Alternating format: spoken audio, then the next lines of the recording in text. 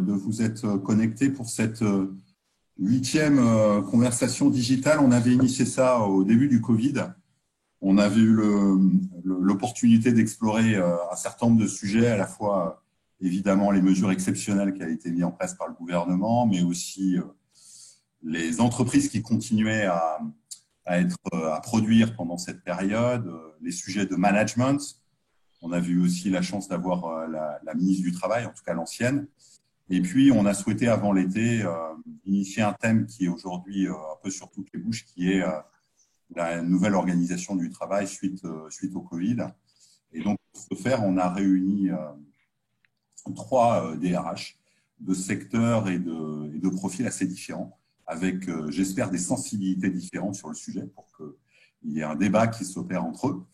On a d'abord le plaisir d'accueillir Olga Damiron. Olga est la DGRH de Technicolor.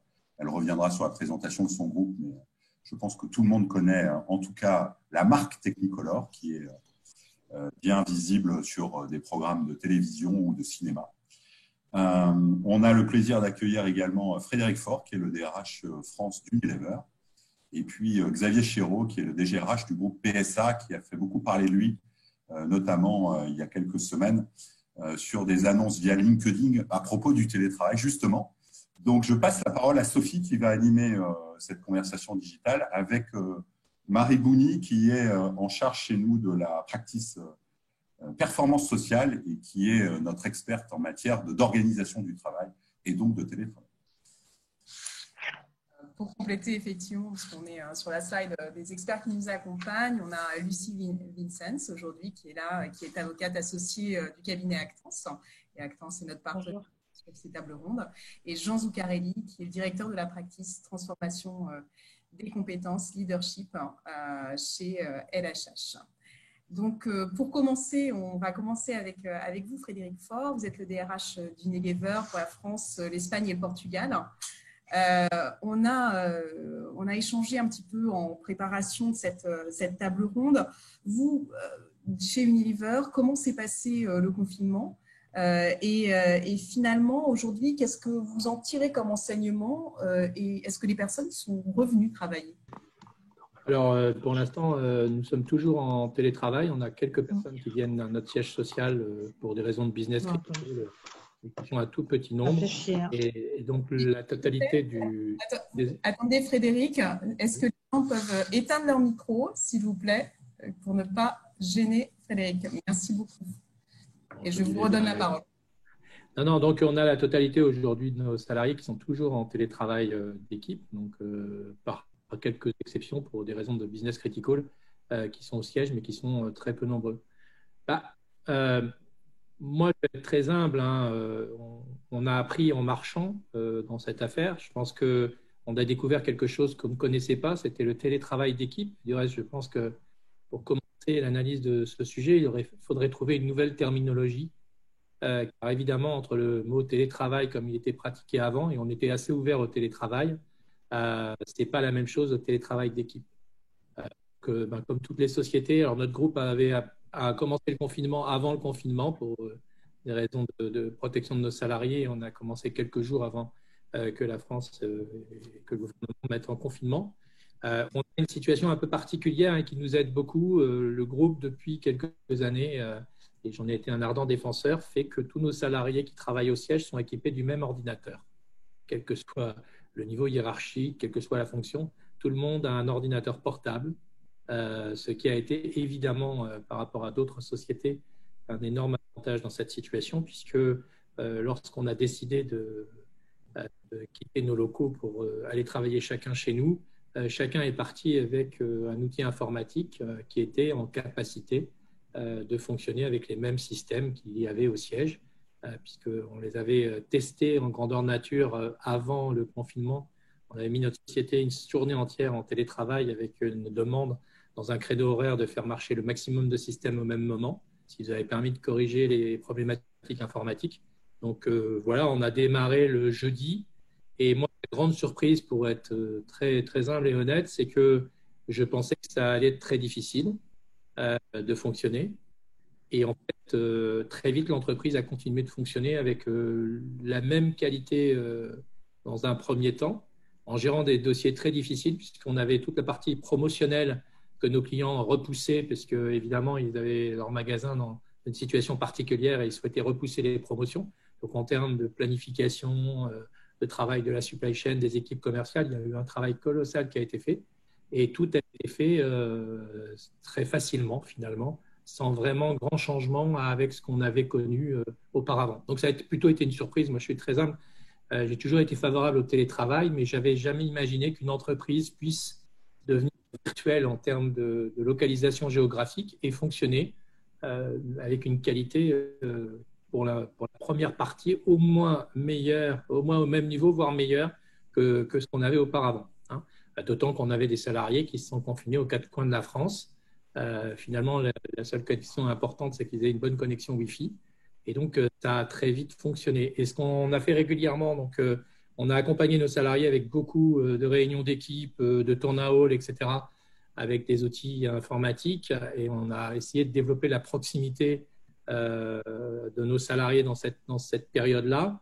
Et en fait, on a fait toutes les semaines, environ peut-être tous les 15 jours, des études régulières et on a vu progresser de façon considérable l'adhésion au télétravail au fil des 2 mois, un peu moins, mais des 2 mois de confinement. Très clairement, on est parti de 30, on est fini à 60% des gens qui disaient moi, c'est plus possible de ne pas avoir de télétravail dans ma vie. Donc, ça, c'est la première partie. La deuxième surprise qui est venue assez rapidement et qui nous a interloqués, c'est que même lorsqu'on faisait des études qualitatives, et j'ai demandé à mon équipe de faire une étude qualitative, hein, parce que les sondages, ça a des limites. Donc, il y a eu une 50aine d'interviews d'un panel représentatif des fonctions, des niveaux dans l'organisation qui ont eu lieu. Et là, il y a unanimement, mais vraiment unanimement, les gens ont partagé le fait que la société et les process se simplifiaient et fonctionnaient mieux et plus rapidement dans cette organisation-là. Des choses assez intéressantes, les gens du customer, donc des clients, qui disaient « Ah, mais c'est fluide avec la supply chain, on se parle, on décide, etc. » Donc, j'ai voulu approfondir ce sujet et on s'est, je sais pas, fait 2 parties dans la vie de l'entreprise. Je dirais, il y a la créativité et le thinking d'un côté, et puis le process, c'est la vie normale de l'entreprise de l'autre. Sur la partie process et vie normale de l'entreprise, très rapidement, on a constaté une amélioration de notre fonctionnement avec des prises de décision plus rapides, des relations finalement plus simples et plus proches. Même moi, encore ce matin, je faisais une réunion d'équipe avec une vingtaine, 30 personnes, mais tout le monde a été du début à la fin totalement concentré, etc. Une meilleure qualité que lorsqu'on aurait pu faire la même réunion physiquement. Et donc, on a continué à chercher pourquoi les choses allaient mieux. Alors, on est arrivé à des choses assez simples, hein, c'est que les personnes, ils sont tous à l'heure à la réunion. Vous ne pouvez pas faire 3 heures de réunion en Teams, c'est un peu compliqué. Donc, quelque part, il y a un focus et très vite, on va aux choses importantes et aux décisions importantes. Et la situation a amené les gens à prendre plus d'autonomie et à pouvoir prendre des décisions plus rapidement, qui avaient en fait un effet secondaire non négligeable de simplification. Donc, ça, je parle bien sur la partie process efficience parce que je pense qu'à côté de cela, il y a quelque chose qui existe plus, c'est peut-être un peu sévère, mais moins dans le fonctionnement qu'on a eu, c'est, je dirais, la partie créativité, la partie connexion, la partie thinking, je ne sais pas quel trouver le bon mot en français, mais cette partie-là est évidemment moins facile à mettre en œuvre dans la forme télétravail avec des réunions virtuelles qu'elle ne l'est dans une connexion de proximité. Donc, pour résumer, nous, on a été très surpris de ce qui s'est passé et il n'y avait pas beaucoup de réticence au télétravail, mais il y a maintenant une unanimité pour dire qu'on doit réfléchir sans forcément aller trop vite, réfléchir à qu'est-ce que ça doit nous donner comme voie directrice pour les années qui viennent sur l'organisation du travail dans l'entreprise et en particulier aux sièges sociaux, dans les sièges sociaux, parce que c'est clair que là, il s'est passé quelque chose qui serait stupide de notre côté, de mon point de vue et de notre point de vue, de laisser passer. Et justement, Frédéric, qu'est-ce que aujourd'hui, quelles sont vos réflexions et j'imagine que c'est une réflexion que vous mettez au centre aussi des conversations de votre comité de direction Quelles sont les réflexions pour l'organisation du travail? La première réflexion, c'est qu'on a un état de fait, c'est qu'on est très précautionneux aujourd'hui de la situation sanitaire et on pense que la priorité, c'est nos salariés. Et donc, on a fait des Team Connect, c'est-à-dire qu'on a permis dans les 15 derniers jours à toutes les équipes de pouvoir se refaire une réunion physique avant le départ en vacances avec des conditions sanitaires très strictes. Bon, on sait pertinemment que vraisemblablement, si la situation n'évolue pas, on va continuer d'être dans une contrainte sanitaire de ne pas pouvoir faire tourner notre siège comme il était auparavant. Donc, clairement, on travaille aujourd'hui pour les mois qui viennent à continuer avec des équipes en télétravail la quasi-totalité des jours de la semaine tant qu'on n'aura pas une éclaircie en termes de sécurité sanitaire dans les mois et on espère les semaines, mais vraisemblablement, c'est peut-être en année qu'il faudra compter. Donc, on va continuer cette partie-là. Donc, on est en train de travailler avec mon équipe pour se poser plus une question comment on doit accompagner, parce qu'il y a quand même des travers, ce télétravail d'équipe. Le premier travers, c'est que le fait que vous travaillez chez vous a une conséquence, c'est que les personnes, la frontière entre vie privée et vie professionnelle est moins tenue.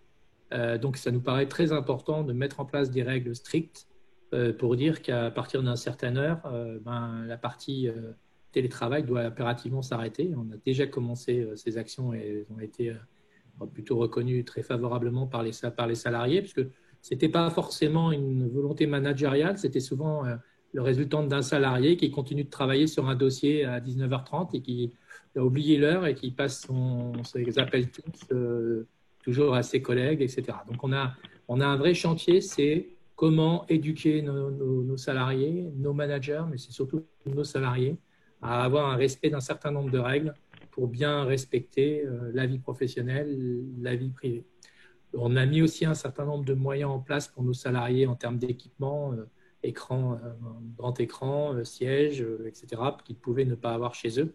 Donc, on a rendu disponible pour accompagner cet équipement, plus des formations sur tout ce qui est technologie, Teams et les autres technologies de communication. Mais on pense que maintenant, on doit travailler sur un package de formation beaucoup plus tenu, en particulier sur la partie managériale, parce que manager une équipe au niveau d'un cadre de travail totalement changé nécessite évidemment d'avoir des skills qui ne sont pas ceux qu'on avait il y a 6 mois. Et donc, on est en train de travailler au niveau global et au niveau local pour avoir début septembre un vrai plan de formation très poussé sur comment manager une équipe, comment je suis dans des modes de télétravail, comment je dois aider nos salariés à pouvoir appréhender la façon de travailler pour ceux qui ont le plus de difficultés, puisqu'il y en a quand même qui ont des difficultés dans le télétravail, pour essayer de continuer d'améliorer l'efficience.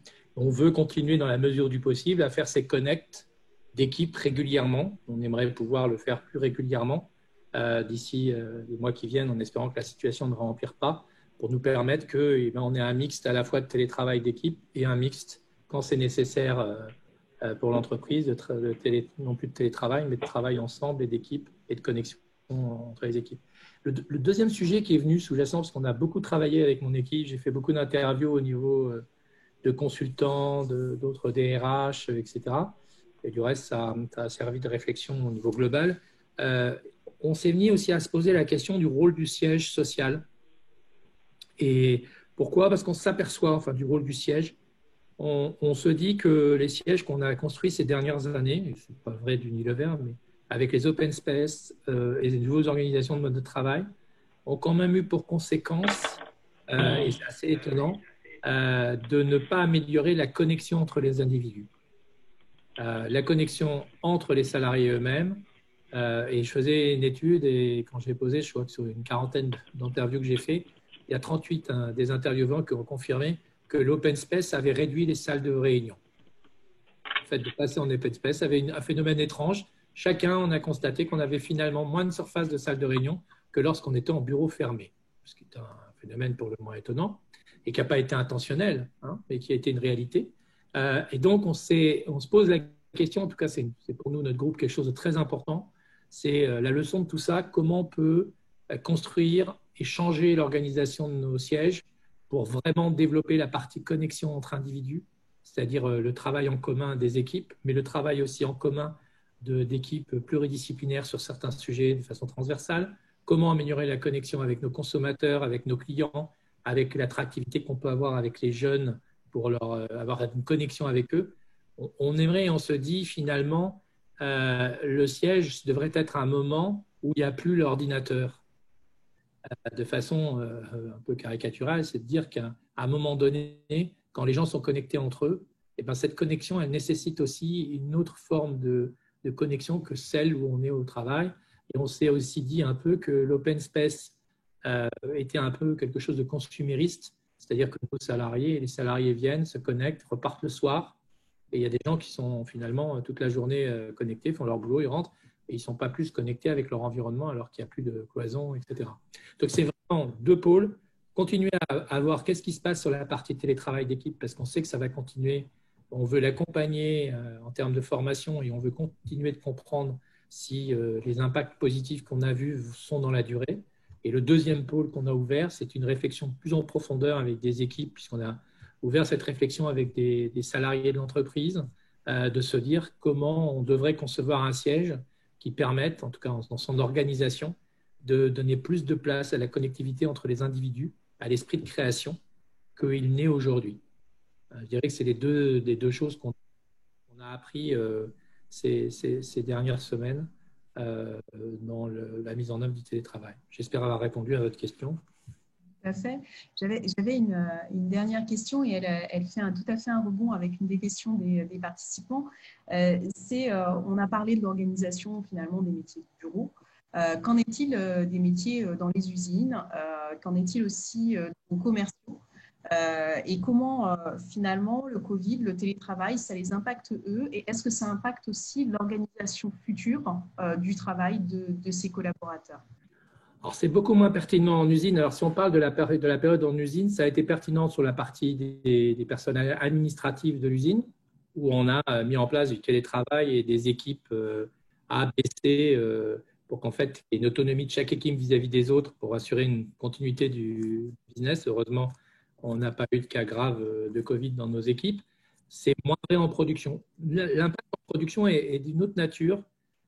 On a eu une réévolution des relations avec nos partenaires sociaux. On ne peut pas dire qu'on est toujours d'accord et que les choses se passent forcément bien, mais on a vraiment eu une augmentation de la capacité de flexibilité. Et du reste, on a marqué la chose, on l'a reconnu, parce que nos usines, aucune de nos usines n'a arrêté de fonctionner. Et on a eu parmi les meilleurs taux de fonctionnement, d'efficience des usines d'Unilever en Europe. Et ça, c'est vraiment parce qu'il y a eu un état d'esprit de beaucoup plus de flexibilité en raison de la crise et d'accepter finalement des choses de part et d'autre qu'on n'acceptait peut-être pas dans une période où il n'y avait pas de crise. Donc, c'est plus sur la notion télétravail n'a pas eu d'impact. J'ai vu qu'il y avait aussi une question qui est passée.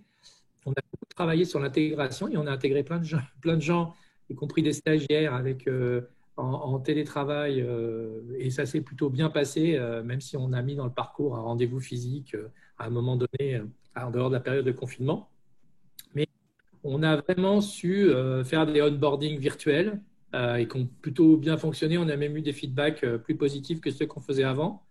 Donc, ça nous a vraiment challengé, ça nous a remis en cause pour aller. Alors, ce qui nous a beaucoup aidé aussi, c'est que on avait un projet qu'on a mis en place il y a 3 ou 4 ans maintenant. On a digitalisé totalement les relations qu'on a avec nos salariés, c'est-à-dire qu'on n'a plus de papier, y compris avec tous les salariés, les ouvriers des usines, etc. Tout est digitalisé et donc la relation qu'on a avec les salariés se fait par des outils digitaux. Ce qui est bien évidemment, on a cette culture et ça nous a aussi aidé à appréhender pour mettre en place de l'activation digitale sur l'onboarding des nouveaux arrivants, sur la formation, sur la mise en œuvre de l'accueil des stagiaires. Dans les questions qui sont posées par nos auditeurs, il y a une question sur les délégués commerciaux et marketing qui se déplacent, qui vont voir, j'imagine, la grande distribution pour vendre vos produits. Est-ce qu'aujourd'hui, finalement, eux, ils travaillent à distance ou Non, donc on a arrêté donc la partie de la force de vente pendant, je pense, un mois et demi. totalement. On n'a pas fait appel à l'activité partielle. On a payé nos salariés pendant cette période. On a essayé de faire des formations, ils ont essayé de travailler en télétravail. Mais évidemment, c'est des métiers qui ne permettent pas d'être faits en télétravail. Donc, on a construit un certain nombre de règles sanitaires avec eux et en utilisant aussi les règles du groupe qui sont un peu plus strictes que les règles qu'on a aujourd'hui en France. Et on a eu la force de vente qui a continué de fonctionner à partir de la fin du confinement, à peu près une semaine avant. La force de vente a continué de fonctionner. Mais avec des principes assez clairs que la sécurité est numéro un. Et donc, alors on est très content que le gouvernement ait pris la décision de rendre obligatoire le port du masque dans les lieux clos, puisque pour nous, c'est quelque chose qui est essentiel et que c'est vrai que chez les clients, ce n'était pas toujours le cas. Et donc là, c'est quand même une bonne chose qu'il y ait cette sécurité de mise en place. On a toujours dit à nos commerciaux que la priorité, s'ils ne se sentaient pas en sécurité, c'est qu'ils devaient quitter l'endroit où ils étaient, qu'il n'y avait aucun problème là-dessus, c'était tout à fait normal.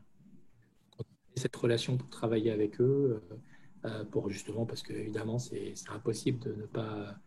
cette partie des activités critiques hein, comme celles qu'on a, et quelques personnes qu'on a au siège, on ne peut pas ne pas fonctionner comme ça.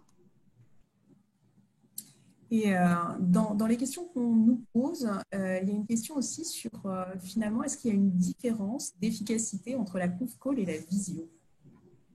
Et est-ce que vous l'avez constaté?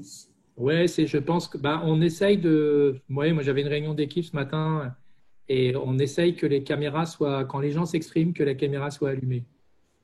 Je pense, c'est pas pourquoi, parce que je pense que je ne suis pas un féru des langues, même si j'ai dû apprendre quelques langues pour travailler et vivre.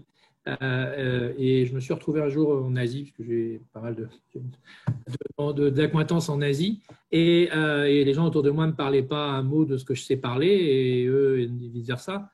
Et j'ai quand même découvert qu'une grande partie des échanges entre deux individus ne sont pas dans le langage. C'est pour ça que j'ai expliqué que la partie créativité et connexion, c'est insoluble avec pour l'instant une vision virtuelle. Donc, je pense qu'il y a une nécessité à l'image lorsqu'on s'exprime, même si l'effet va être moins fort que lorsqu'on est en face-to-face physiquement, il y a quand même des éléments de langage qui passent en dehors du langage lui-même. Et donc, on a vraiment essayé de faire en sorte d'avoir la règle que quand on est dans une réunion, que lorsqu'on s'exprime, on met la caméra.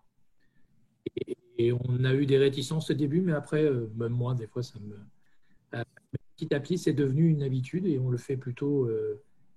Et ce matin, on faisait le bilan pour l'équipe RH et c'est vrai que les gens disaient que le fait d'avoir eu très rapidement, on faisait 2 réunions par semaine, donc non pas physique, mais physique virtuellement, ça les a beaucoup aidés dans la période du confinement parce qu'il y avait une relation directe qui se rétablissait et que finalement, à part notre famille proche, les seules personnes qu'on voyait pendant cette période, c'était nos collègues de travail. Donc, ça a un lien particulier. Donc, après, j'ai vu une question. Nous, on a été assez ouverts sur la localisation où se trouvaient les gens. On a dit qu'il fallait être à Paris. Confinement, il y en a qui sont confinés aux 4 coins de France. On n'a jamais posé un problème là-dessus. Par contre, on a dit de façon claire qu'à partir du moment où on mettrait en œuvre des connects d'équipe, physiques, etc., c'était le principe, les gens devaient être là. Il n'y avait pas la raison de dire je ne suis pas là parce que je ne peux pas être là. Mais par contre, on a laissé la liberté aux gens de pouvoir s'installer où ils le souhaitaient pour faire la partie télétravail. Il y en a qui du reste dans la période entre les différentes localisations, mais ça n'a pas été un point de blocage avec nous. On a été très ouverts sur cette question. Ce qui a permis de créer un climat de confiance avec les salariés. Et donc, comme on a aussi eu le problème du temps de travail pour les agents de maîtrise, puisque nous, on a un système de création d'heures qui permettent d'avoir des RTT. Donc, bien évidemment, tout ça, on ne pouvait pas le badger à distance. Donc, on a trouvé un accord avec les partenaires sociaux pour résoudre momentanément cette difficulté tant qu'on n'aurait pas la possibilité d'avoir un badgeage à des personnes qui travaillaient. Alors, j'avais une question, je les vois en même temps. Sur la partie managériale, c'est un vrai challenge.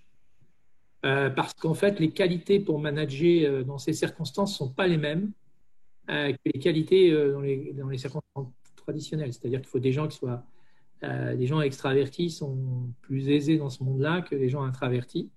Il faut le management par la qualité de ce qui est délivré et pas sur la façon dont on le délivre, parce qu'évidemment, on ne voit pas forcément la façon dont c'est délivré. Donc, il faut vraiment avoir un focus sur qu'est-ce qui est délivré et travailler sur ce côté-là.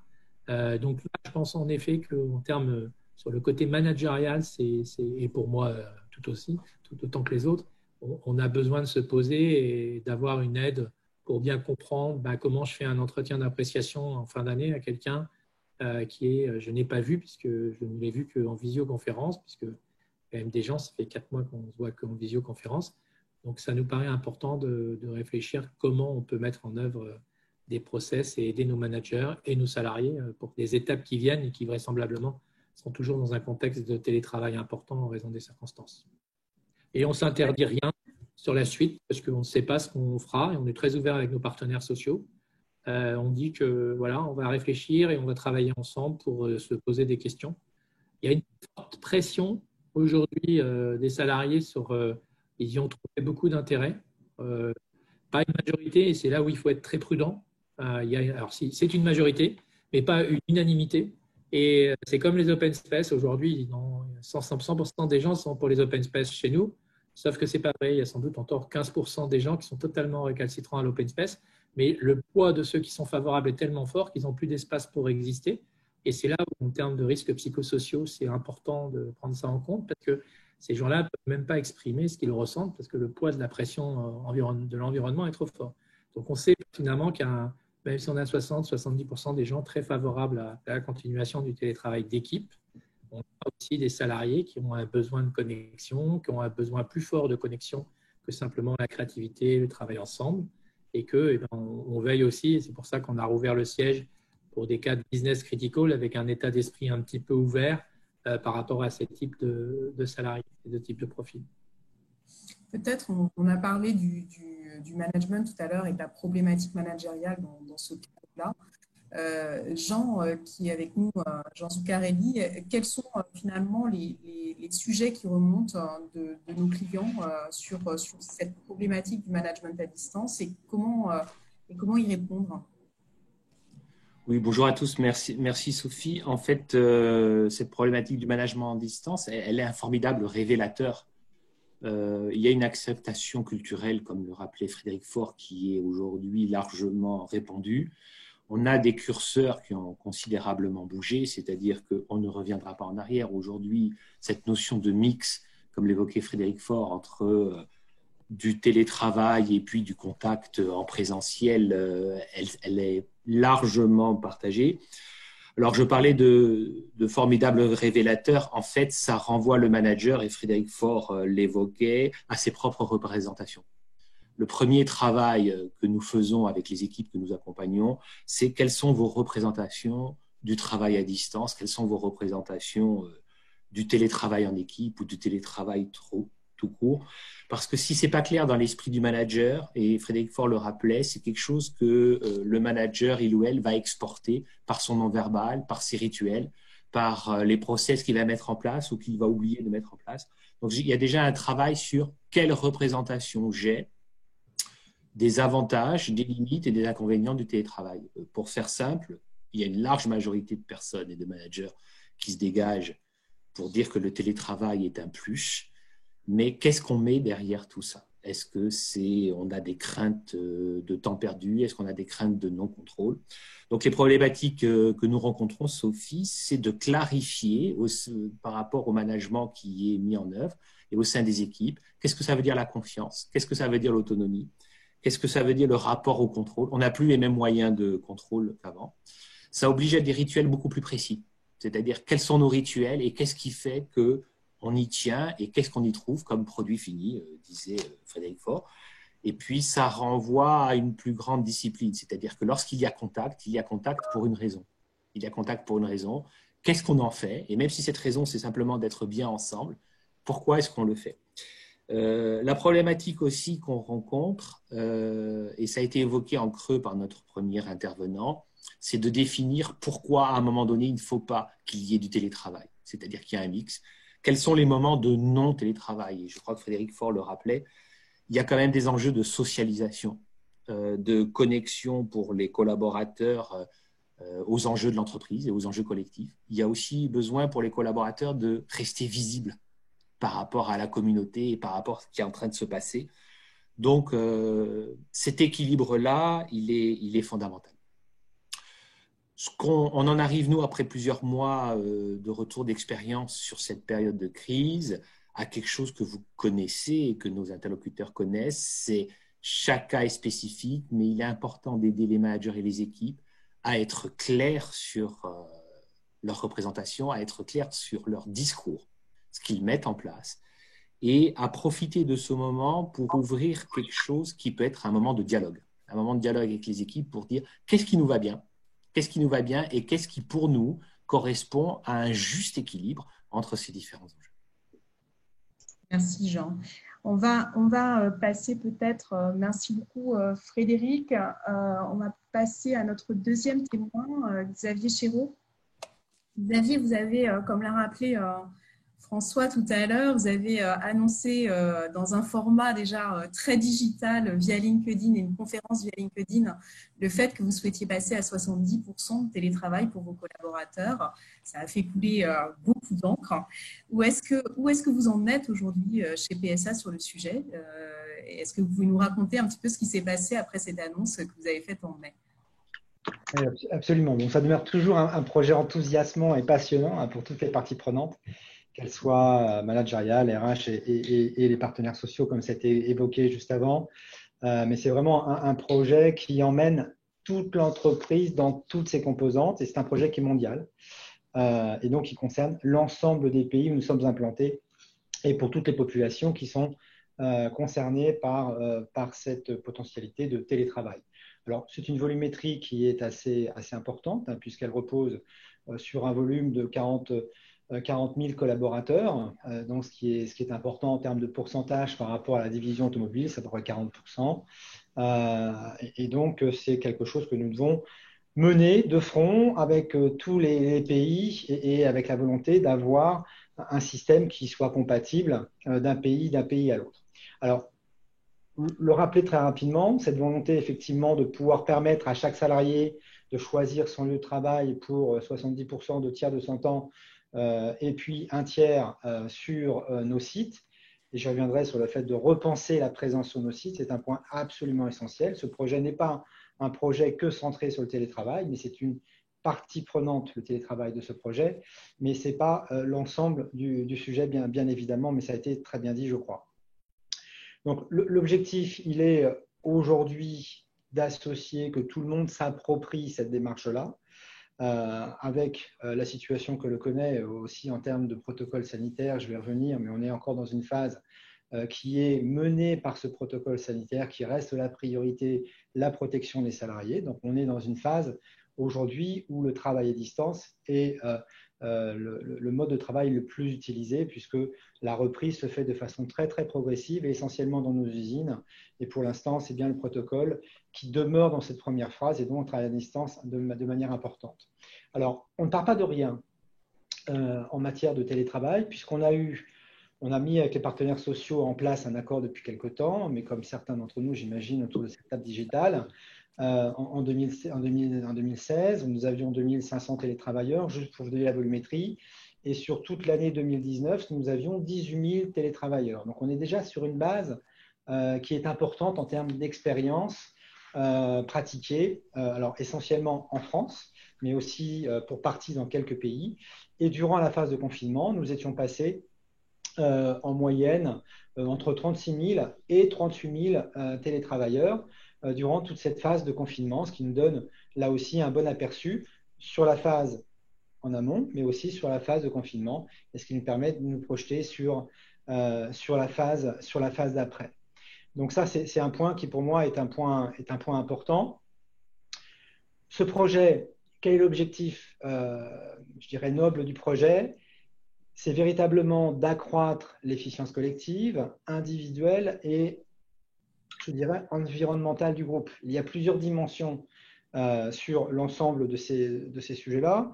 Lorsqu'on prend l'aspiration plus personnelle, c'est redonner véritablement toute la valeur au temps utile, à la fois avec des environnements calmes, mais aussi un meilleur équilibre entre la vie de famille et la vie professionnelle.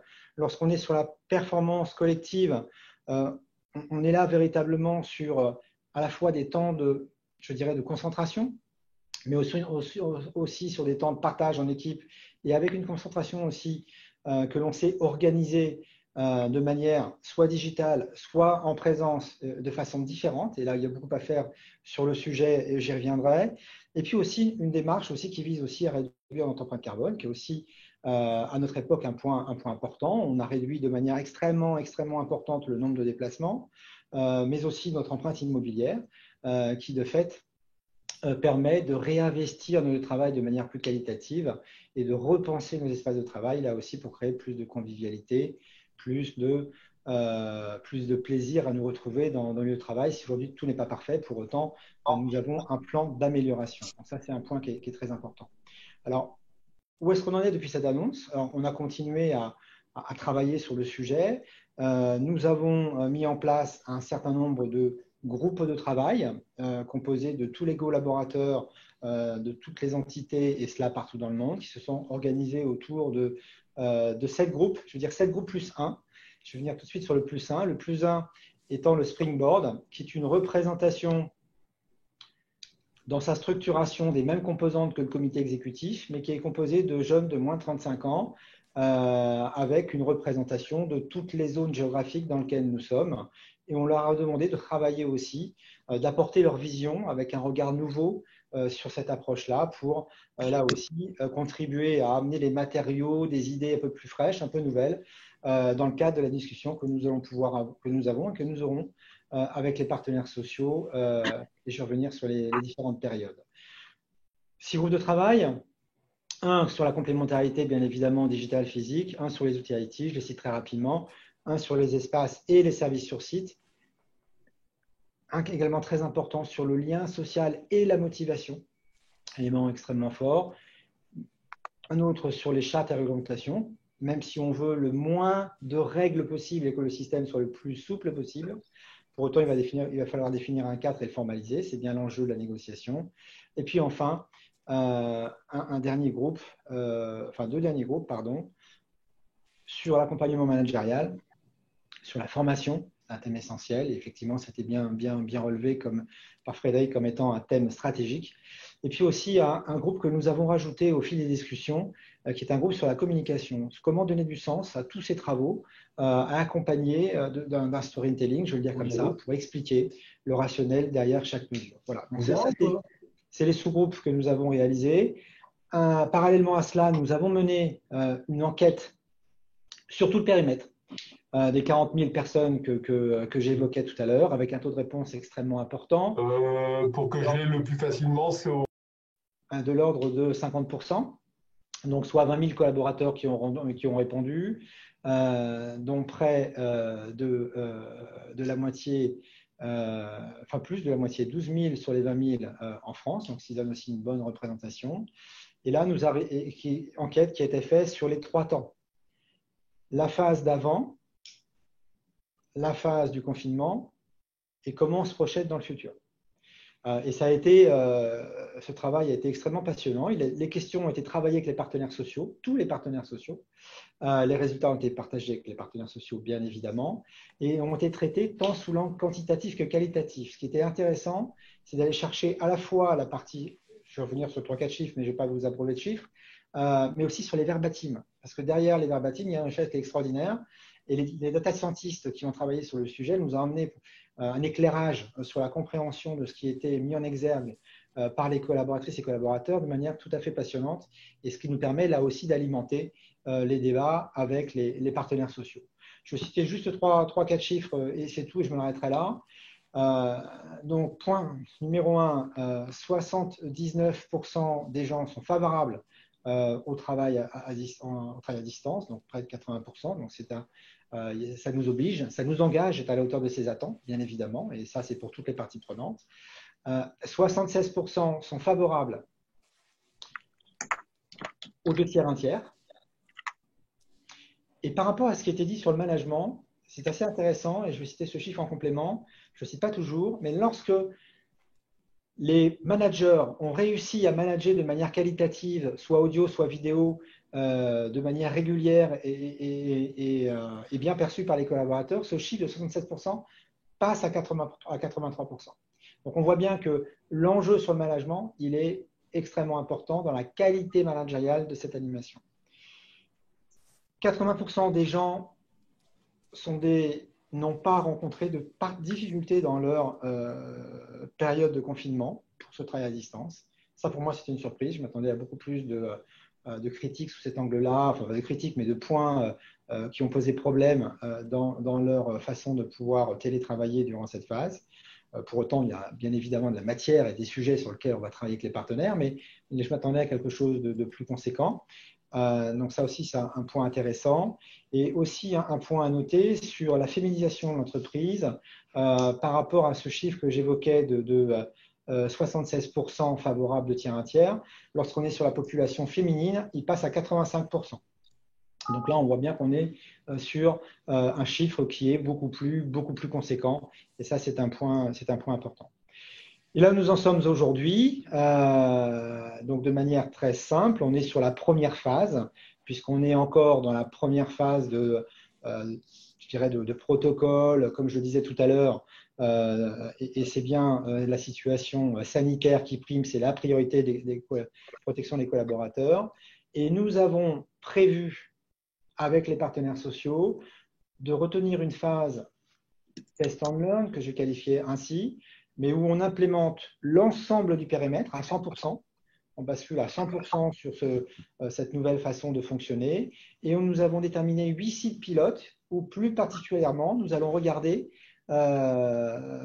l'ensemble des sujets dans un souci de retour d'expérience pour pouvoir définir avec eux le cadre pour aller vers une troisième phase fin du Q4 pour finaliser l'ensemble des conditions, je dirais, de mise en œuvre du projet.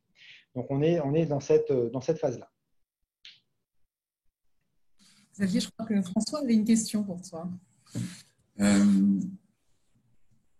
Oui, moi j'avais un élément sur finalement le fait que tu parles de tes salariés, notamment des salariés qui peuvent télétravailler. Il y en a d'autres qui sont dans les usines et pour lesquels c'est plus difficile, impossible. Est-ce que ça ne crée pas au sein du même collectif et de l'ADN PSA, finalement, de la distance entre ce collectif ou une fracture dans ce collectif? Comment, et si y a une velléité, comment finalement, c'est quoi ton plan d'action pour à la fois développer le télétravail d'un côté, quand c'est possible, et puis être en mesure, pour ceux qui ne le peuvent pas, de leur apporter autre chose? Ce point, il est crucial. C'est un point stratégique sur lequel nous devons adresser des réponses. Effectivement, il ne faut pas créer de fracture, et en particulier dans notre industrie, dans nos valeurs de solidarité entre l'ensemble des catégories, que l'on soit en activité dite de production ou en activité dite support, donc si j'avais un terme, et donc de ne pas créer de rupture entre ces deux mondes est essentiel. Et il va falloir organiser et structurer de manière extrêmement moderne, agile, collaborative, les points de rencontre qui doivent être tout autant nombreux, si ce n'est plus qualitatif qu'auparavant. Moi, j'ai toujours été frappé, et de plus en plus que nous travaillons sur le sujet, lorsque nous échangeons avec l'ensemble des parties prenantes, on est plusieurs à se dire, mais attention, lorsque nous étions soit dans des bureaux fermés, même si maintenant on est passé à tout open space dans nos espaces de travail, le fait de venir pour une présence sur un lieu sans interagir de manière qualitative avec tel ou tel collègue, on l'a tous fait. On l'a tous fait à tous les niveaux de l'entreprise. Et donc, comment ne pas reproduire cela en se disant, voilà, donc dans cette obligation de repenser la relation à l'autre, de repenser la relation au lieu de travail, il y a un travail qui est tout à fait passionnant pour nous, acteurs de la fonction RH, qui est de donner les codes en disant, voilà, je prends mon exemple personnel, on a des RH monthly meeting avec tous les acteurs.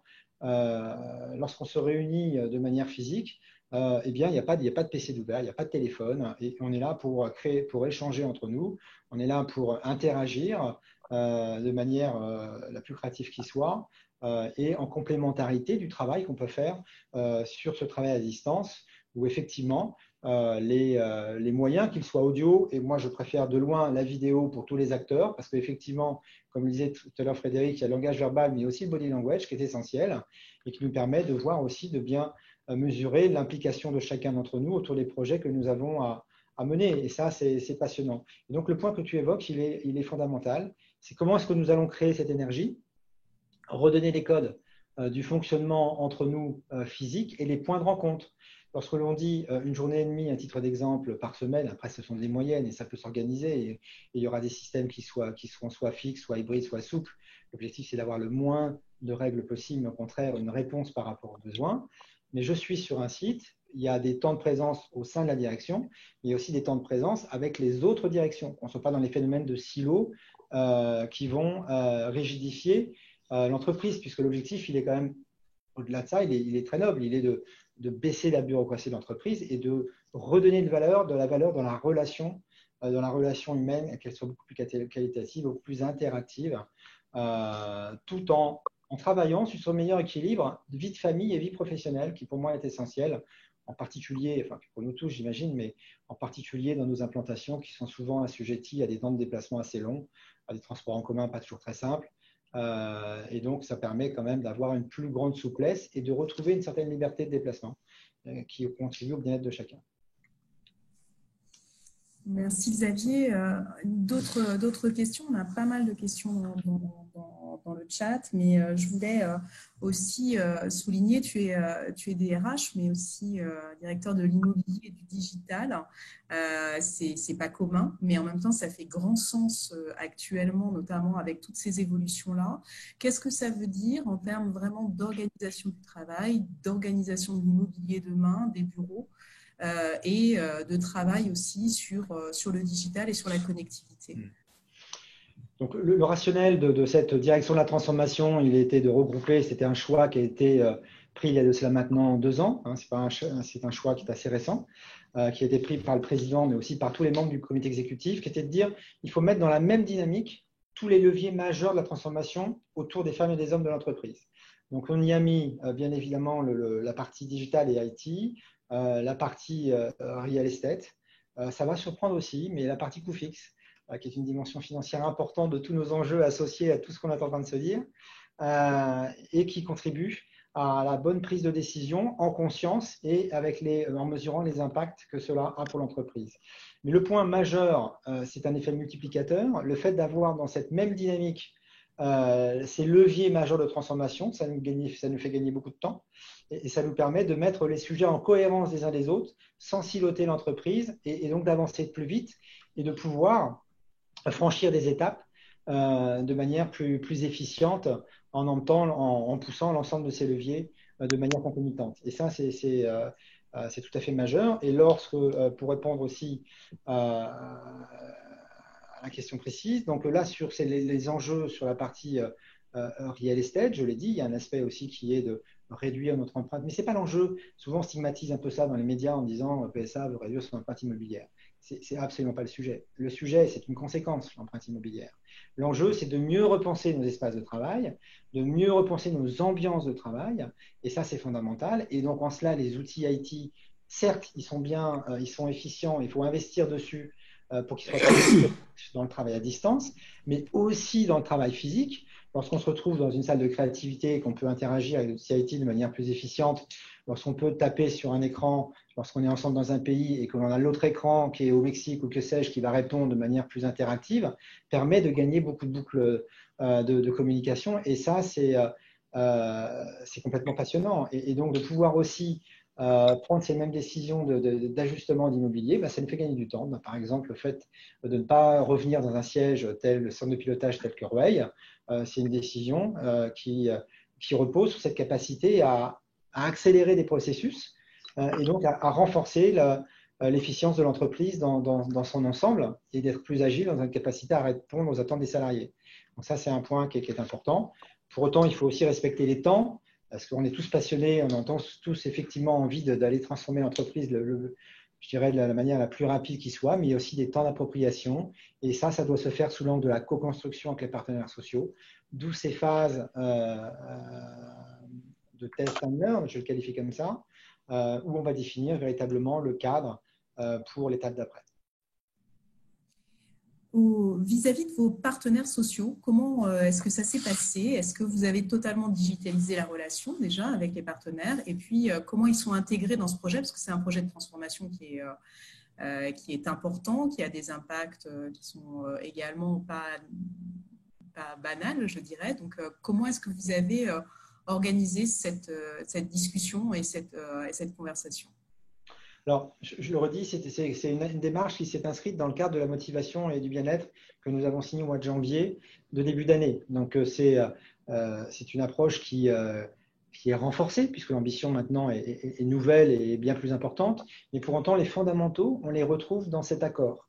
Donc, ça repose sur une négociation qui a été menée sur un rythme qu'on va pouvoir peut-être qualifier de lent pour tous les acteurs qui sont autour de cette table, puisqu'on a pris près de 16 mois, entre 16 et 18 mois pour arriver à cet accord sur la motivation et le bien-être. Donc, c'est quelque chose qui a été travaillé en construction de manière réfléchie avec l'ensemble des partenaires et qui permet aujourd'hui, sur cette base-là, de pouvoir franchir une nouvelle étape et qui nécessitera là aussi une nouvelle formalisation que l'on aura avec les partenaires sociaux. Alors, donc la communication que nous avons faite suite aux différentes séances de présentation, parce que toutes les séances que nous avions eues en amont, nous les avons eues avec les partenaires sociaux, que ce soit européens, français, enfin dans tous les pays que j'évoquais tout à l'heure.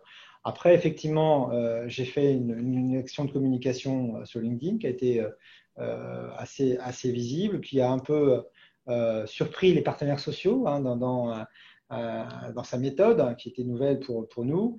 Et donc, il y a eu quelques échanges à travers la presse que vous avez dû lire les uns ou les autres. Mais bien évidemment, il n'y a pas d'ambiguïté sur le sujet. Nous allons définir l'ensemble des décisions avec les partenaires sociaux dans cet esprit qui m'est cher et qui est cher aussi, que je partage avec nos partenaires, qui est de construire, de définir ensemble le cadre et de prendre les décisions ensemble. Et là-dessus, la philosophie, elle est extrêmement claire. Voilà. Et ce sont donc bien ces groupes, les 7 sous-groupes de travail qui vont alimenter les springboards, qui alimentent les réunions que nous avons avec les partenaires, et cela partout dans le monde, et qui tiennent en compte des spécificités, parce que les situations ne sont pas les mêmes en Middle East, en Africa, par rapport à une situation plus européenne, type Germanie ou en France, ou bien en Chine. Les situations sont très différentes des unes des autres. Et donc, il va falloir adapter notre système. Mais le système, il doit fonctionner de manière quand même cohérente et globale. Et pour ça, il faudra avoir des facteurs communs dans nos modes de fonctionnement. Sophie? Alors, j'ai une petite question. Il y a une question qui est revenue sur finalement, que se passe-t-il quand un salarié ne souhaite pas télétravailler? Je proposais à Lucie Vincent du cabinet Actance de pouvoir nous répondre d'un point de vue juridique finalement. Qu'est-ce qu'il se passe? Oui, bonjour à tous. Effectivement, quand un collaborateur en temps normal, en dehors de la période sanitaire et de la période de crise sanitaire, le télétravail doit être exercé sur une base volontaire. Donc, un collaborateur qui ne veut pas, parce qu'il ne dispose pas d'un endroit à son domicile pour télétravailler ou qui ne souhaite pas travailler de chez lui, on ne pourra pas lui imposer de le faire. En revanche, on a un article spécifique qui a été rappelé d'ailleurs par le ministère très rapidement au moment du confinement. Quand on a une situation de pandémie, effectivement, nous pouvons refuser, nous pouvons imposer à la personne de travailler de chez elle. D'accord, merci beaucoup Lucie. Sophie? Xavier, qu'est-ce que vous avez mis en place? Alors, sur le sujet, là, aujourd'hui, on est dans le second point qui est évoqué, donc qui est la notion de force majeure. Et donc là, on a l'ensemble de nos collaborateurs qui pratiquent massivement le télétravail. Maintenant, bien évidemment, la formalisation de ce nouveau cadre, nous allons le faire avec les partenaires sociaux de la manière la plus positive qui soit. C'est quelque chose qui est fait pour les collaborateurs. Donc, on va trouver toutes les solutions collectives qui permettent de transformer collectivement et majoritairement l'entreprise dans le sens que je viens d'évoquer. Et pour les situations individuelles qui posent problème parce que non-possibilité de pouvoir télétravailler pour différentes raisons, que sais-je, eh bien, on trouvera des solutions individuelles, bien évidemment, comme on l'a toujours fait et comme on le fera toujours. L'objectif, c'est de donner une vision, de partager cette vision, de définir les conditions de succès de cette vision, et puis après, de tenir compte des spécificités pour les personnes qui ont plus de difficultés. Mais n'oublions pas quand même un point important, c'est lorsque nous avons près de 80% de la population qui aspire à cette ère, à cette nouvelle ère du rapport au travail, ça nous oblige, ça nous engage d'être à la hauteur de ces aspirations. Donc, charge à nous de définir le cadre avec les partenaires. Et je le redis, que je souhaite le plus souple possible et le moins bureaucratique possible, le moins figé possible, car on saura toujours trouver les solutions individuelles face au cas que vous évoquiez. Frédéric, je crois que vous aviez… Oui, non, en fait, je voulais rebondir sur ce que dit Xavier. Je crois que c'est très important. Alors, nous, on n'est pas du tout dans la même situation aujourd'hui de PSA, parce que je décrivais plutôt quelque chose qu'on vit en raison de la crise sanitaire. On n'a pas décidé ce qu'on fera dans le futur aujourd'hui. Mais je pense que dans le monde d'aujourd'hui, il est très important, comme le disait Xavier, que les gens qu'ils aient la liberté, c'est-à-dire qu'on amène les éléments de la discussion au sein de l'entreprise avec les partenaires sociaux, mais aussi avec les salariés, pour expliquer quels sont les avantages et les inconvénients. Je reviens, ce problème est très compliqué. Moi, j'ai des collaborateurs de notre entreprise de transport par jour. Eux, évidemment, la situation aujourd'hui, ce n'est pas la même. Il y a d'autres salariés qui ont un domicile proche de notre siège à Rueil et qui n'ont pas forcément un très bon appartement, qui vivent seuls, donc c'est un moyen de relation sociale. Il faut qu'on prenne en compte. Je crois que ce qui est très important dans ce qu'on vit aujourd'hui, c'est de pouvoir montrer notre proximité à nos salariés, leur faire comprendre pourquoi on fait les choses et aussi tenir compte de quelles sont leurs aspirations. Et je pense que, comme l'a très bien expliqué Xavier, même si on n'est pas du tout dans la même position à l'heure actuelle, c'est quelque chose que nous, entreprises, on doit faire. Parce que c'est la condition qui permet à nos salariés d'avoir le meilleur niveau d'engagement. C'est vraiment de montrer qu'on est à l'écoute de toutes les difficultés, de tous les avantages et tous les inconvénients de cette situation. Et c'est comme ça que nous, par exemple, depuis le début, on a géré, comme l'a dit Xavier, au cas par cas, quelques situations difficiles par différentes adaptations. Comme j'ai dit, un certain nombre de personnes qui viennent au siège qui sont business critical, et puis plus quelques-unes parce que il y avait ces problématiques-là et on en a tenu compte. Et je crois que c'est un vrai enjeu pour notre pays et pour nos entreprises, et je dirais notre communauté, de ne pas rater l'analyse de ce qui s'est passé pour choisir la meilleure voie pour demain. Et ce sera sans doute différent d'une entreprise à l'autre, mais l'important, c'est qu'on ne rate pas cette analyse de ce qui s'est passé en raison de ce télétravail d'équipe qui a été mis en œuvre partout quasiment. Merci beaucoup Frédéric, merci Xavier. On va redonner la parole maintenant à Olga Damiron. Donc, Olga, vous êtes la directrice des ressources humaines et de la responsabilité sociale de Technicolor. Vous êtes dans un secteur d'activité où les gens sont très connectés. Finalement, quelles étaient les habitudes avant le confinement et qu'est-ce qu'il a fallu adapter dans vos métiers spécifiquement, finalement, pour pouvoir télétravailler? Alors, c'est vrai qu'on peut, en pensant à Technicolor, on peut dire qu'on est dans un milieu totalement connecté. En fait, c'est quelque part mal connaître le groupe parce qu'en fait, on a 3 activités différentes avec vraiment 3 logiques et 3 business models. Donc, 3 types de réponses à votre question. On a une activité qui est, on est parmi les 2 derniers au monde à fabriquer des DVD, des CD. Donc là, vraiment, je me rapproche de ce qui a été dit sur les activités plus industrielles, manufacturières. Et là, les 3 quarts de nos salariés n'ont pas d'adresse email, pas d'ordinateur, rien.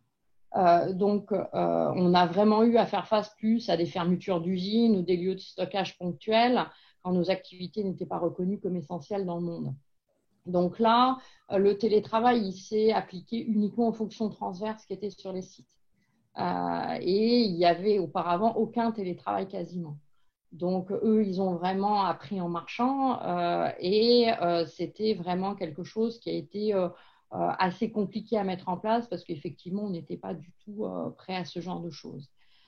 Aujourd'hui, les sites sont tous ouverts et on essaye de se dire que ça peut se repasser demain. On est plus en train de se dire, bon, quels sont les plans de gestion des risques qu'on peut mettre en place pour pouvoir avoir des lieux qui soient occupés avec un minimum de présence sur site. Et d'essayer plus d'avoir des lieux de débordement pour continuer en fait à fabriquer, mais sur plusieurs lieux différents en même temps. Après, on a une activité qui s'appelle la maison connectée, qui est la fabrication, si je vulgarise, des box que vous avez à la maison et qui vous apportent Internet. Donc là, on avait une grosse dépendance en fait au pays d'Asie du Sud-Est. Et en fait, là, sur ces activités-là, on n'avait quasiment pas de télétravail jusque-là. Et ça s'est fait d'une manière, par contre, très, très naturelle. Et on est resté ouvert uniquement sur nos sites ponctuellement pour des accès sur des laboratoires de tests en fait des équipements. Donc là, ça s'est fait facilement parce que vous n'avez pas trop d'enjeux en fait de sécurité informatique. Donc ça s'est plutôt bien passé. Et d'ailleurs, c'est quelque chose qu'on est en train de factoriser dans notre évolution de business model, puisque sur cette partie-là, on va probablement essayer de rester à 1/3 au moins de travail à domicile, d'une manière pérenne. Et après, sur cette partie-là, ce sera plutôt sur du 2-3 jours par semaine, flexible. Et je rejoins vraiment ce qui a été dit tout à l'heure, c'est rester le plus flexible possible, le plus simple possible. Et puis, par contre, d'essayer d'avoir une journée par mois sur site où tout le monde se retrouve, pour pouvoir avoir cette espèce de rendez-vous social ensemble. Par exemple, je ne sais pas quoi, le premier lundi du mois, on est tous là. Et on essaye à ce moment-là de rythmer ce jour ensemble d'une manière différente avec effectivement des lieux de partage, des lieux de rencontres, des lieux où on pose un certain nombre de jalons sociaux plutôt que des enjeux de travail quotidien. Et là où on a eu un impact qui était assez étonnant, c'est sur toute la partie qui est plus la division, ce qu'on appelle Production Services, qui rejoint les effets spéciaux, les films, les séries d'animation, les jeux vidéo, etc. Et ça, effectivement, de l'extérieur, on peut se dire c'est très facile. C'est pour la plupart des millennials, ils sont tous digital natives, donc ça, c'est super facile, super simple, et on est tous à la maison et on va travailler comme avant. C'est juste là où ça ne s'est pas passé comme ça. Alors, pour une raison qui tient en fait à la nature de notre activité et à la nature de nos clients. Nos clients, si je fais un équivalent, c'est quasiment du secret défense. On travaille sur des films, on travaille sur des choses où vous ne savez même pas qu'elles existent. Le prochain Marvel, le prochain Disney, le prochain X ou Y, il est hors de question que vous sachiez sur quoi on bosse. Donc, en fait, on s'est retrouvé avec des clients qui nous ont dit au secours, attention, c'est impossible, vous ne pouvez pas travailler à la maison, juste pour des questions de sécurité. Donc, en fait, les enjeux pour nous, au moins dans un premier temps, ça a été, de convaincre nos clients, de mettre en place des solutions VPN dans le monde entier et de changer ne serait-ce que nos conditions contractuelles avec nos clients. Donc, on a dû mettre tout le monde sur le pont. On est arrivé, dans certains cas, à le faire correctement et suffisamment rapidement et plus vite que nos concurrents. Donc, c'est vraiment devenu un avantage concurrentiel qu'on va essayer de garder dans l'avenir. C'est de dire, bon, ben voilà, regardez, on est capable de le faire en toute sécurité. Donc, les enjeux sécurité informatique énormes. Ce qui nous a amené aussi à communiquer avec nos salariés différemment, leur expliquant qu'ils ont, parce qu'ils ne sont plus dans nos locaux, aussi une responsabilité de confidentialité accrue. Il est hors de question que le petit ami, la petite amie, la mère, la grand-mère, la fille fassent une copie de l'écran sur lequel je travaille sur le coin de ma cuisine. Donc ça, c'est extrêmement important. Donc ça nous amène aussi à une prise de conscience différente de nos salariés. Donc ça nous a, c'était pas si évident que ça. Et après, on a aussi été amené à, comme ça a été dit, à faire un certain nombre d'enquêtes auprès de nos salariés. On est en train de lancer une deuxième enquête en ce moment sur une population management pour se dire, bon, très bien, on a le retour des salariés où on a bien compris que le télétravail pouvait même devenir un enjeu QVT. Et ça, c'est des discussions qu'on va commencer à ouvrir avec les partenaires sociaux, notamment à Paris, dans les prochaines semaines, mois, où ils nous ont dit que, évidemment, ils ont gagné en temps de trajet, ils ont fait des économies substantielles quelquefois, hein, le temps de trajet, mais aussi le déjeuner, etc., etc.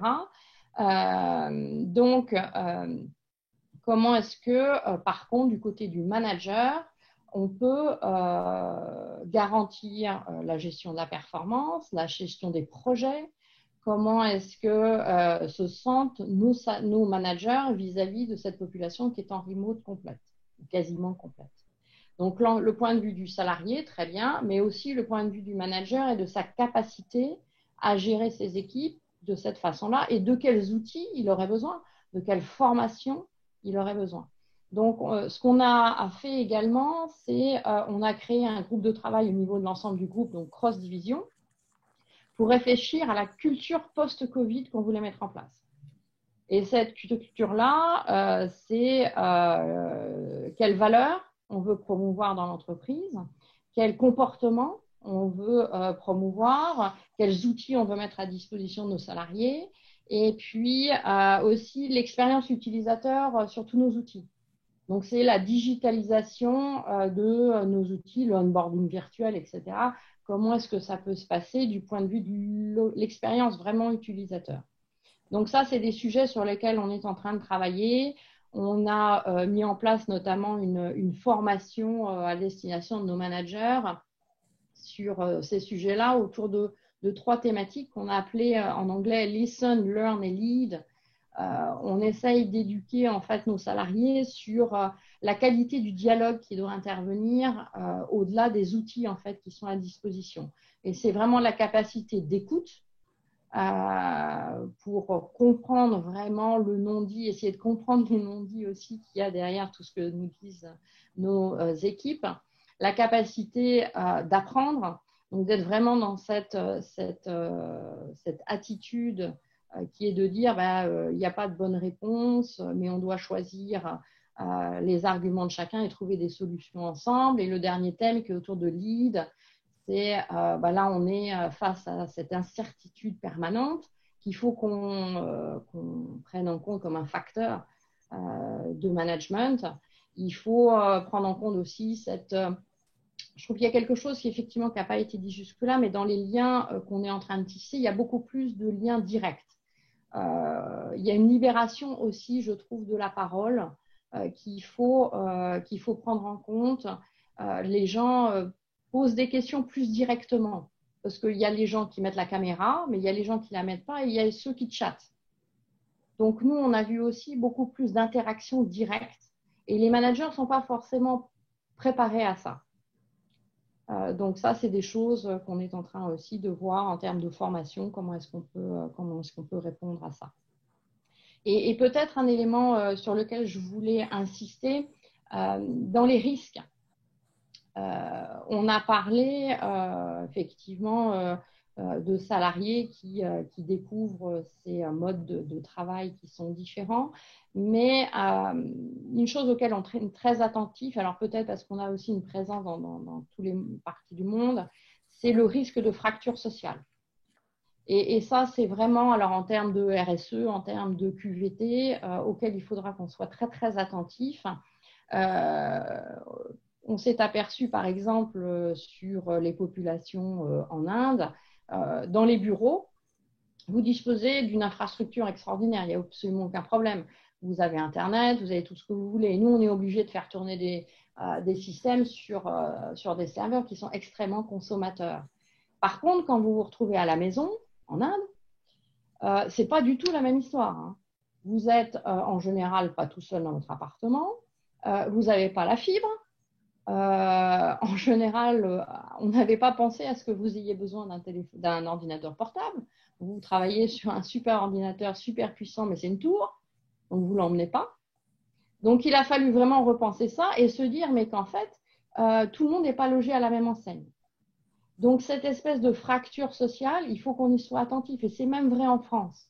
On a parlé tout à l'heure des gens on a bien vu, hein, il y a des gens qui sont seuls dans 20 mètres carrés. Il y a des gens qui, on parlait des femmes, effectivement, qui se sont retrouvées à la maison avec plusieurs enfants. Il y a cette espèce d'inégalité qu'il va falloir prendre en compte parce qu'on n'est pas tous à la même enseigne pour pouvoir travailler avec une qualité optimale sur du télétravail. Merci Olga. On a une question sur laquelle j'aurais voulu interpeller Lucie. On nous dit, et pour les personnes qui ne veulent pas revenir dans les bureaux, qu'est-ce qu'on fait? Est-ce qu'on a cette question-là et je laisserai Olga rebondir là-dessus parce que quand on a préparé cette intervention, oui, on en a parlé. De ce sujet. Donc, peut-être Lucie, ton point de vue, toi d'avocat, et puis oui. Derrière, on redonnera la parole à Olga. Oui, alors juridiquement, à partir du moment où la personne n'est pas une personne vulnérable, hein, c'est-à-dire ne présente pas des risques particuliers d'exposition au Covid, on est censé pouvoir lui demander de revenir. Bon, ben ça, c'est la réponse juridique, mais au-delà de ça, ça suppose, tout comme on le disait tout à l'heure, il est nécessaire d'accompagner les personnes qui sont réticentes pour aller sur le télétravail. Ben là, il faut faire le travail inverse. Ça ne sert à rien de sanctionner. Il y a eu très peu, en tout cas au cabinet, on a eu très peu de sanctions, de mise en demeure, d'avertissements parce que des gens ne voulaient pas revenir. Il faut de l'accompagnement, il faut rassurer, et il faut accompagner la personne pour qu'elle revienne et qu'elle se sente sécurisée au travail. Merci Lucie. Olga? Alors, je pense que c'est la bonne réponse à court terme, dans le cadre de l'accompagnement du Covid. Par contre, nous, on commence à avoir des demandes post-Covid, en fonctionnement normal. Donc, c'est des gens qui se sont dit, bon, ben voilà, moi, je me suis installée tranquillement à Aix-en-Provence, ça le dit, c'est pas mal, et j'y resterai bien, Covid ou pas Covid, hein. Et puis d'ailleurs, je vous ai bien prouvé que je travaillais aussi bien, si ce n'est mieux, de la maison. Donc, vous ne pouvez pas me dire que c'est une raison, enfin, la raison valable ne peut pas être je travaille d'Aix-en-Provence.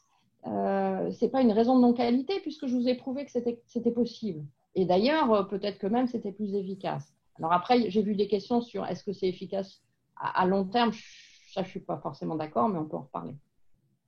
Donc, c'est vraiment plus cette question-là qui va devenir un débat.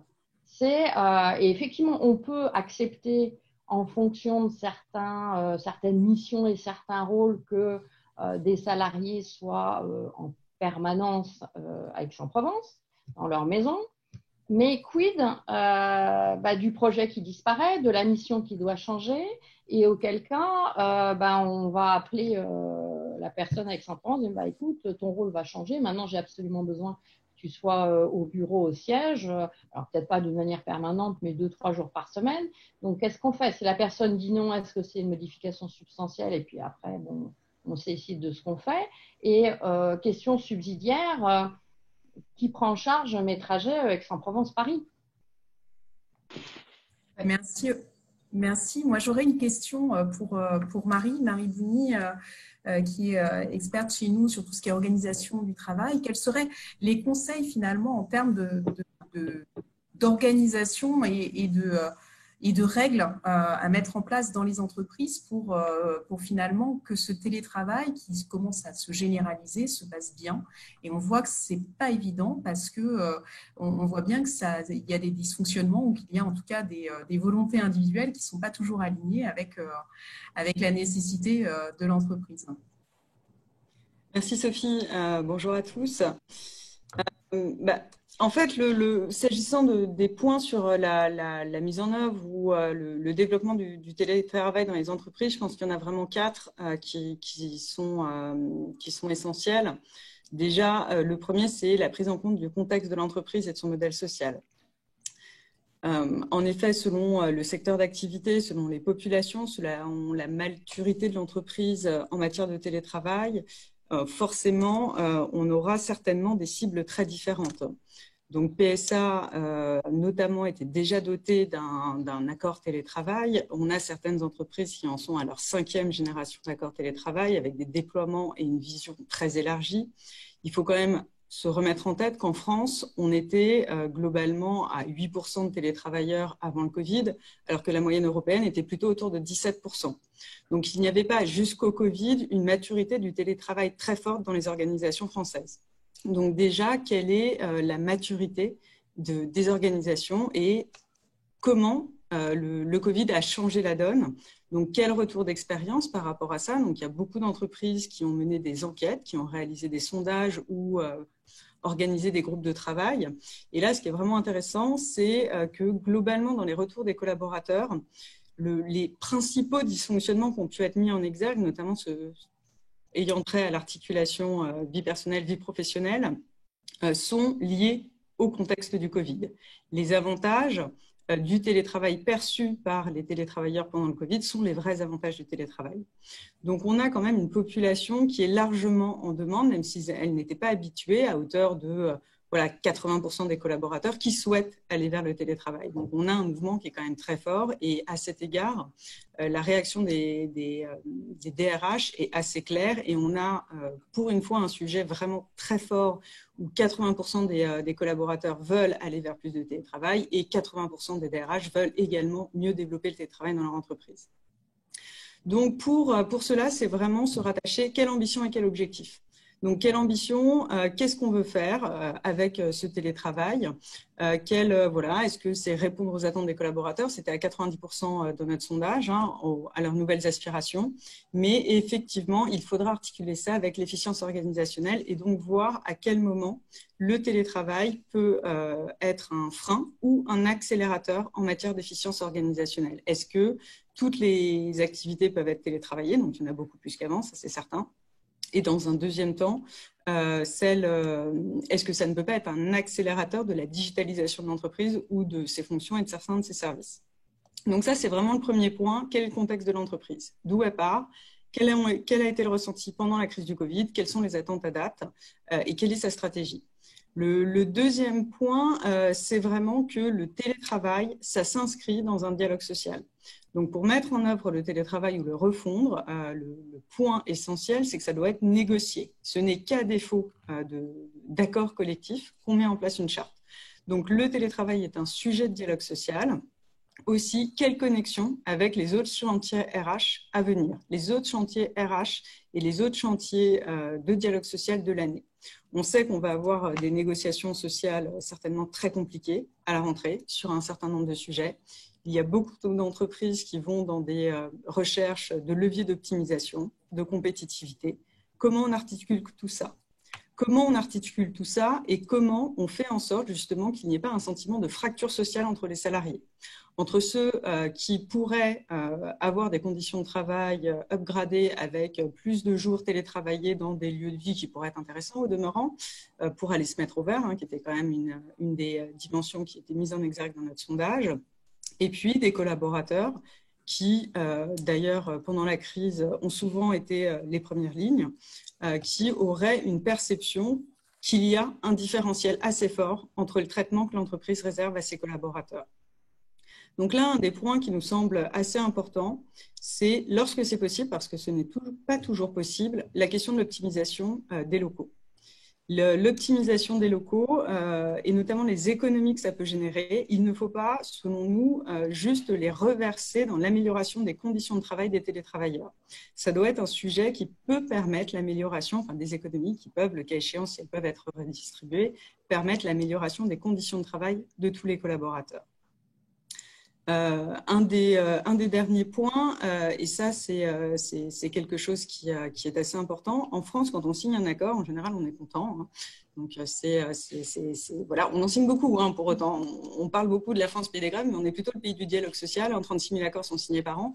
Donc concrètement, on est un pays où on réussit à signer régulièrement.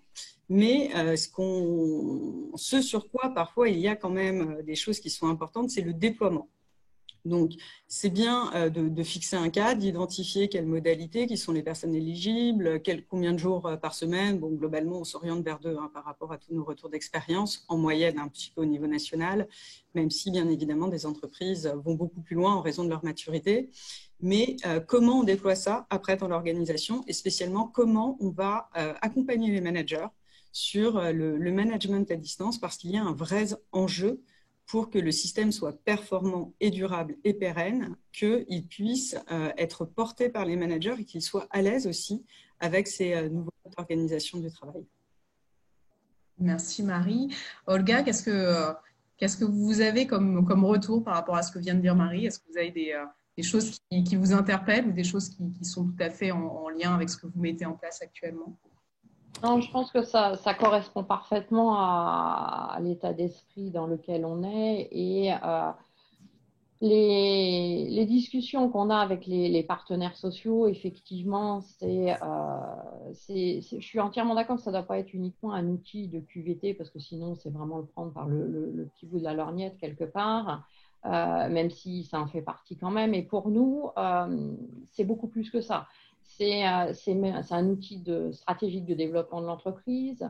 C'est aussi quelque chose qu'on doit pouvoir vendre à la fois auprès de nos clients comme un avantage concurrentiel, hein, quelque part. Et je l'ai mentionné tout à l'heure, notre capacité à être plus proactif et à mettre en place le télétravail avec de la qualité plus vite que nos concurrents, c'est quelque chose qu'il faut qu'on arrive à valoriser. Et ça devient aussi un élément indispensable pour la capacité d'attraction en fait de talents, que ce soit en France, que ce soit à l'extérieur. Et vous parliez de population très digitale. C'est vrai qu'on a beaucoup de millennials dans toute la partie effets spéciaux, films, etc. Et c'est un outil d'attractivité qu'il faut qu'on puisse mettre en place. Et puis aussi un outil d'optimisation de nos coûts dans le sens où on devrait pouvoir être capable aussi de faire travailler des gens qui soient sur plusieurs pays sur un même projet. Avant, on était obligé de mettre les gens qui travaillaient sur un même projet sur un même site. Demain, on va réfléchir autrement. On pourrait tout à fait avoir des gens qui arrivent à travailler en remote et qui soient en Espagne, en Italie, etc., qui travaillent sur un même projet que des gens à Paris. Et vice-versa. Je pense que ça va aussi casser des frontières et des silos, peut-être de l'autocensure qu'on se mettait quelque part, de ne pas s'autoriser à avoir des équipes un peu plus virtuelles que ça et qui puissent travailler sur des projets beaucoup plus transverses. Donc ça, je pense que ça ouvre un champ des possibles. Il y a de la création de valeur et aussi de la capacité, oui, à avoir plus de valeur ajoutée sur l'image employeur qu'on peut avoir. Peut-être une question, parce qu'il y a eu des questions dans le chat sur ce sujet-là. Est-ce que, et là je vais laisser nos témoins lever la main, qui a mis en place des indemnisations liées au télétravail et sur quel sujet? Alors, je peux peut-être répondre. Alors, en fait, en France, on avait un accord de télétravail où on avait déjà prévu une petite prise en charge. Alors, vous me direz, c'est pas grand-chose puisque c'était 40 € par mois. Mais bon, c'était symbolique, mais ça existait déjà. Ensuite, ce qu'on a fait, c'est qu'on a mis à disposition en fait des salariés les outils du type écran, etc. Donc, en fait, ils pouvaient emporter des choses chez eux. Et c'est des choses qu'on est en train de réfléchir à pouvoir pérenniser. Donc, en fourniture de matériel. Et après, ce n'est pas sur la France, mais sur les pays, je parlais de fracture sociale auparavant, pour essayer de diminuer cette fracture sociale. Et je reviens à l'Inde. on a mis en place une prise en charge en fait des frais Internet, etc. parce que c'était des choses auxquelles ils ont été confrontés, qu'ils n'auraient pas fait naturellement pour leurs besoins personnels. Xavier, peut-être sur ce sujet? Oui, alors deux situations différentes. Premier accord où avec un système de travail figé qui était d'une base donc en 2015-2016 de 2 jours par semaine plus 1 éventuellement sur des expérimentations. Donc là, nous étions sur une indemnité qui permettait de compenser certaines choses en termes d'installation technique. Et puis sur l'étape suivante, donc nous n'étions pas sur ce registre-là, avec la mise en place d'un travail à distance beaucoup plus souple, d'une première étape de 25 jours, puis dernier accord de janvier de 30 jours, mise à disposition des collaborateurs et qui ne donnait pas lieu à indemnité. Donc on est dans 2 régimes aujourd'hui qui cohabitent, qui sont différents de l'un de l'autre. Et la réponse aussi que je peux apporter, c'est que le télétravail à hauteur figée, donc 2 jours par semaine, 2 jours figés, il concerne 4000 télétravailleurs, mais que la majorité a choisi, donc sans indemnité, le travail plutôt plus souple, à la distance, là qui concerne pour le coup 14 000 télétravailleurs. Donc avant phase Covid, j'entends, bien évidemment. Voilà, donc 2 systèmes qui cohabitent, et pour l'instant nous ne sommes pas positionnés sur le sujet, et c'est un sujet que nous allons débattre avec les partenaires sociaux dans les jours à venir. Et Lucie, sur ce sujet-là, la voie d'avocat? Il y a 2 types d'indemnisation. Il y en a une que je vais évacuer très vite, c'est l'indemnité d'occupation. C'est l'indemnité que l'on paie à un collaborateur, que l'on verse à un collaborateur. Ça a d'ailleurs la nature de salaire. C'est une indemnité que l'on verse aux collaborateurs qui n'ont plus de locaux, n'ont plus de bureaux dans les locaux de l'entreprise. Donc celle-ci, on en parle, elle existe, mais on en parle très peu ici parce que ici on est sur un télétravail qui est alternatif, donc avec un télétravail 2 jours par semaine, et le collaborateur peut ensuite travailler dans les locaux de la structure en open space ou en bureau individuel. Et dans ce cas-là, on n'est pas obligé d'indemniser les frais engagés par le collaborateur, d'autant que généralement on met un ordinateur à disposition du salarié, on lui met tout le matériel à disposition, et que de ce fait-là, il n'y a pas forcément besoin de prendre en charge des frais. Mais on peut, comme là, PSA l'a fait dans un des accords, on peut négocier par accord ce type de frais, de remboursement de frais, soit de manière forfaitaire, soit au remboursement au réel. Ça, c'est quand même plus compliqué à gérer. Merci beaucoup, merci à tous pour ce débat qui était très intéressant, et je vais laisser François clôturer avec oui, donc après 1h30 de webinaire, ma conclusion va être courte et succincte. J'ai retenu, moi, 4 points. Le premier sujet, finalement, en vous entendant, on a le sentiment de parler d'un nouveau projet d'entreprise, voire un projet de société, puisque Xavier, tu as mentionné le sujet à la fois de la performance individuelle, de la performance collective, mais aussi de la performance environnementale. Donc, on voit bien que ça va bien au-delà de l'organisation du travail ou du télétravail. C'est que ça permet d'ouvrir d'autres champs et de voir finalement comment on souhaite vivre demain. En termes d'opportunités, il est clair que et ça a été évoqué notamment par Frédéric, le sujet de la performance montre que finalement, pour un certain nombre d'activités, on peut travailler à distance sans remettre en cause la performance. Ça a été dit aussi par Olga, en termes d'attractivité, on a une nouvelle génération qui arrive sur le marché du travail et qui aspire à une nouvelle organisation du travail. Et on voit bien que ce sujet du télétravail, c'est une aspiration à la fois de la nouvelle, mais aussi de l'actuelle, puisque ça a été dit par les sondages. On voit bien qu'il y a une grande majorité de collaborateurs qui souhaitent aujourd'hui davantage télétravailler.